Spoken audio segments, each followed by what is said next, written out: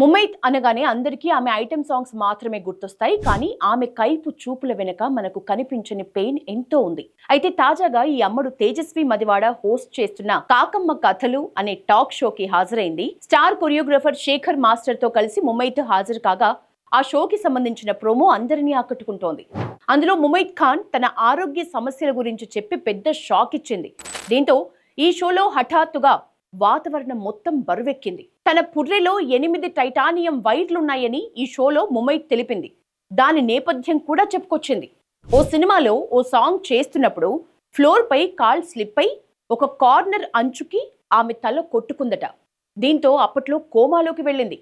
15 రోజుల పాటు కోమాలో ఉన్నా అప్పట్లో ఈ విషయం చాలా మందికి తెలియదు. 2 రోజుల పాటు బ్రెయిన్ బ్లీడింగ్ ఆగలేదు. డాక్టర్లు 3 ఏళ్లు రెస్ట్ అవసరమని చెప్పారు. ఈ సమయంలోనే ఆమె పుర్రెకు టైటానియం వైర్లను వేశారు. ఎందుకంటే ఆ ప్రమాదంలో ముమైత్ పుర్రె ఆకారం డిస్టర్బ్ అయిందట. ఈ క్రమంలో పుర్రెను యథాస్థితికి తీసుకురావడానికి ఈ వైర్లను పెట్టారు. ఇతర లోహాల కన్నా టైటానియం వైర్లు బయోకంపాటిబుల్.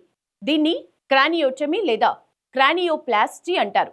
ఆమె ఎలాగోలా 3 నెలల్లో మళ్లీ ఫీల్డ్ మీదకి వచ్చేసింది. కానీ ఆ సమయంలో తను అనుభవించిన పెయిన్ మాత్రం భరించలేనిదని చెప్పాలి. నిజానికి ముమైత్ ఏ షోలో కనిపించినా నవ్వుతూ తుళ్ళుతూ అందరినీ ఆట పట్టిస్తూ చురుకుగా ప్లస్ స్పోర్టివ్ గా కూడా కనిపిస్తూ ఉంటుంది.